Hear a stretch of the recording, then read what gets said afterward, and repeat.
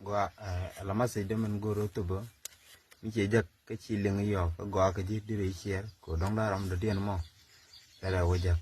dong da lo gwa ke je nyok en masi jen balla do wale goro bo ra ke ku fa yam na daro tente ku bor tente ka bodor ke kuba woni chalo wanding ken woni chalo ker pa yam wanding pa yam ken ker pa yam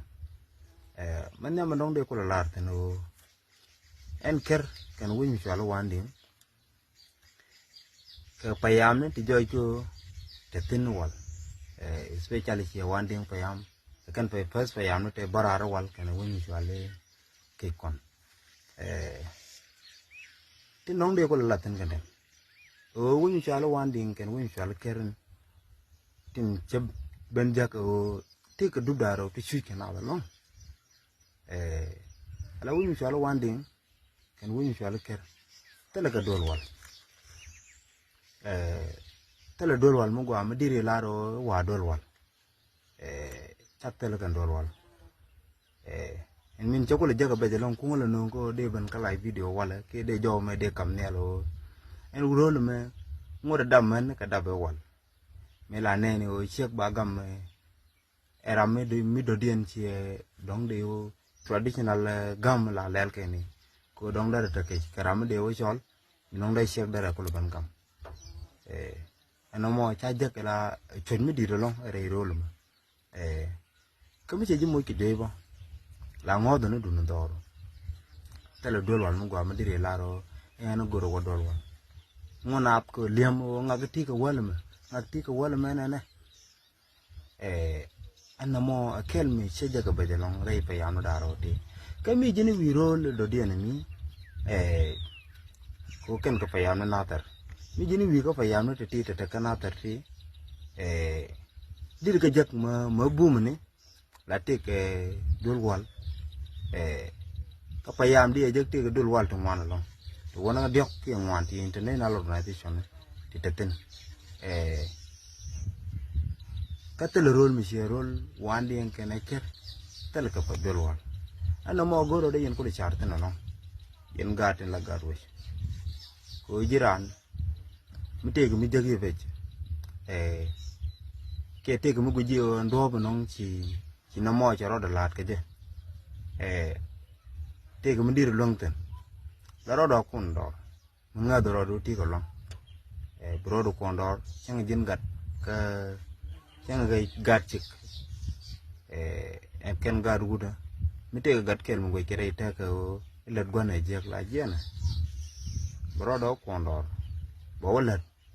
be ti go bo ko lat bo do to mi erun mi che ti go che ko lat ti chi ma ne che ka ku je mi che ti go lat ti chi ma ne che ka ku je ma gwana da ne ku je jo do che da ku je la ngodo bo no go je bo ando mi che do ma nong de ko lat je ko jiran lo do la ke bi la dun ki yen ga de ala to mi jin gan ma je o dong da ta ko long ka jin gat kel ka gat pa yam da ro to de en cha yen den ka gat ti to mi roi fe na ka ten mi de kal da to ro ka ten tanken te ko pin ka ran la ni je ken ken na ka tanken ka ten ka ran la ni je mi che joi ko chi do mi che do mo cha ko kan ma de yen cha ko te yen ka ga de ya ga to mi chen cha ka fe kan ga de ya ga to ko to wal ten mo da ka kan ni chi kan pa be we den chi kan lo ana mo da yen goro da yen cha yen ga de nanan ka ngai ra na da ta ma da long ka community taran ka long mi chi kun me ka ma en long do ma di go di we dun chi da pal che mera do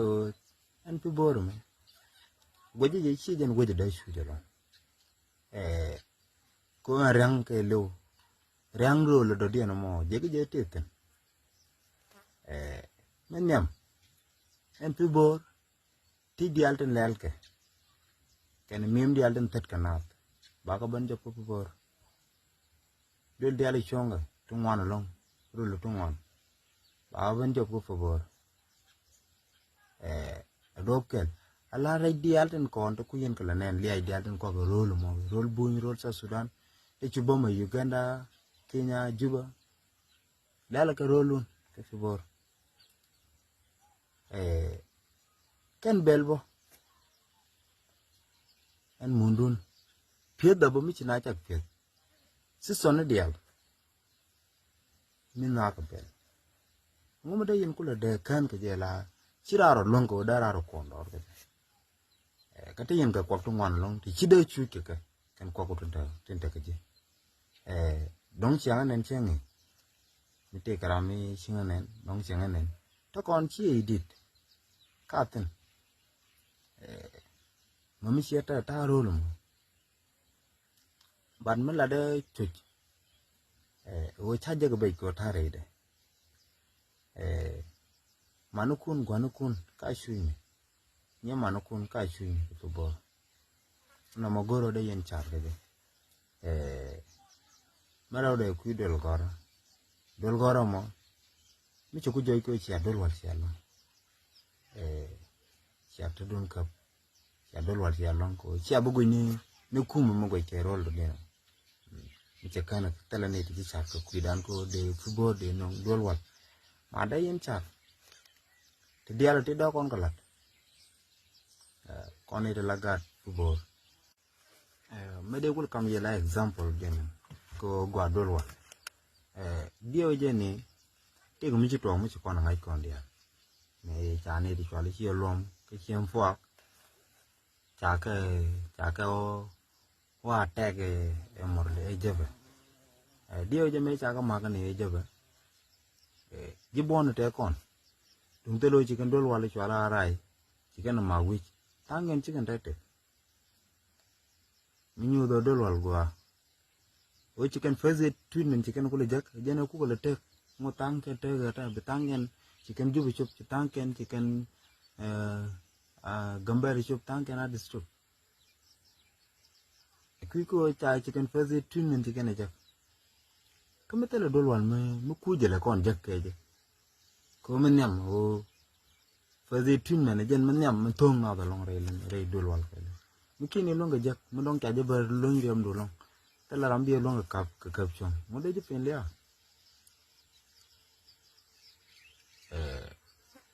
en mi chen mo goro ko contract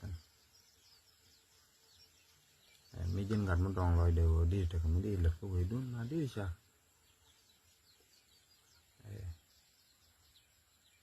te mi jin wi ga re we ira ngai shui na dalong ko tele dolwa kami cha walat ke je orna di chin ngwalon ko wuj mo gwa gor kono da kan beno wuj me wuj mi chang budi chang jele re chang mate de chile du cha da mai kar na mi chi wuj mi cha bles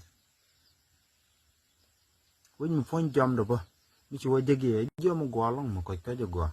telo wuj chi pin lat telo ko fin wuj mo gwa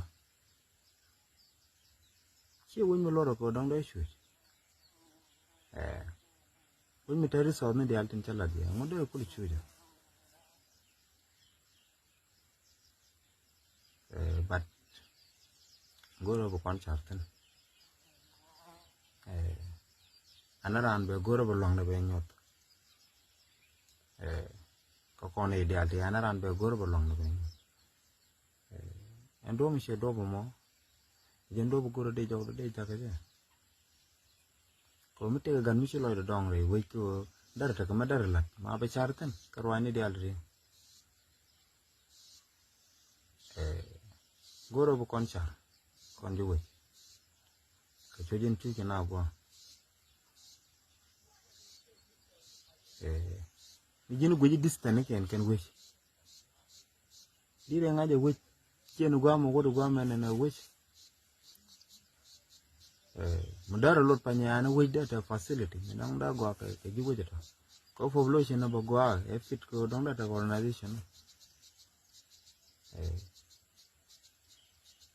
goro bo kon chartan jen dom che do mo dong de jawr kam ya